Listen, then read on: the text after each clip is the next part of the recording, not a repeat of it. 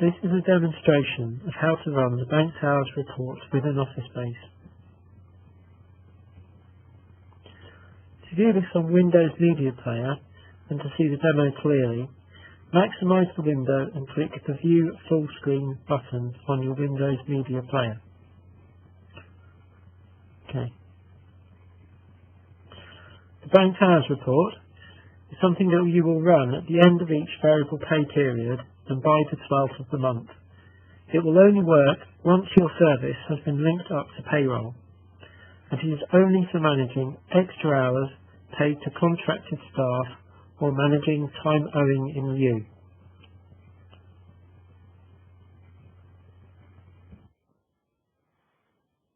To run the banked hours report, click User Defined Reports in the main menu. Scroll down the sub-menu and find Banked Hours Report and click on this. In the top left-hand corner, find and click Run Report. In the Report Selection tab that opens, all you need to enter is your service code. Ensure that the weekly monthly option is checked at weekly and put in the timesheet date that is the Sunday of the last week in the variable pay period, in this case 2nd of November 2014. Then in the top left hand corner, click Exec.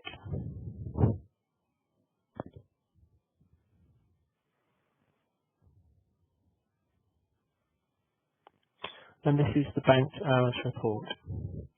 What I need to do at the end of each variable pay period is to come over to the cumulative banked hours column and see how many hours over the 4 or the 5 weeks of the variable pay period have accrued as extra above and beyond the weekly contracted hours.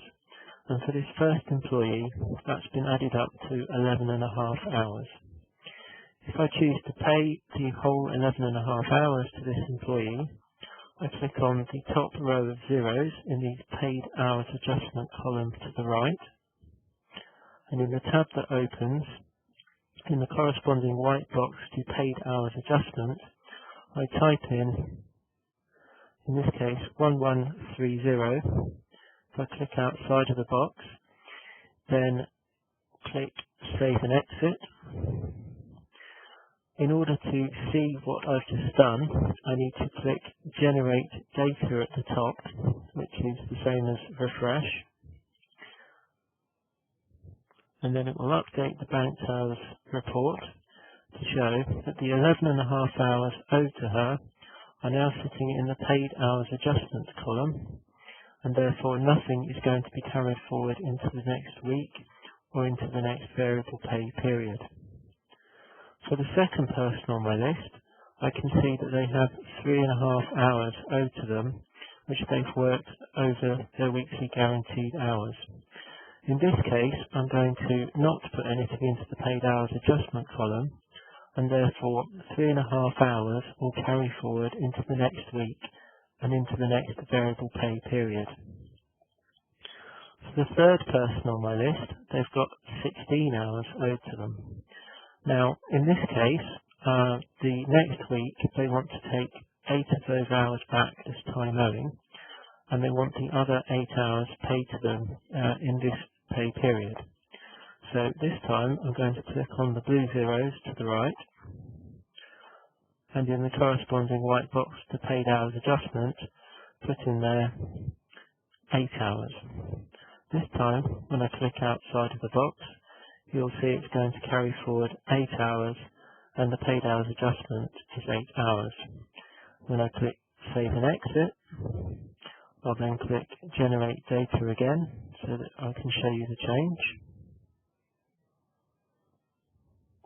And this time you'll see, of those 16 hours that are owed, 8 are going to go onto the variable payment form, and the remaining 8 will be carried forward into the next week.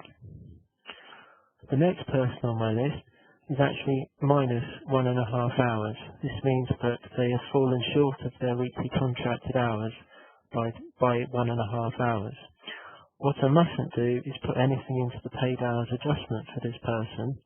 If I put a negative figure in there, it would deduct off their basic salary, which is something we mustn't do. The next two people on my list, if I look at their guaranteed hours, I can see they're both relief. They have 0 guaranteed hours. For these people, any hours that they've worked will go directly onto the variable payment form, so I don't need to do anything at all for them.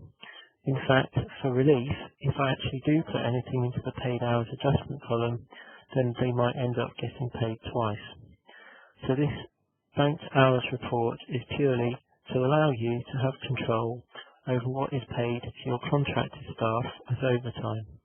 Everything else, standbys, sleep-ins, etc., all of that will automatically be carried on to the variable pay report direct from the timesheets.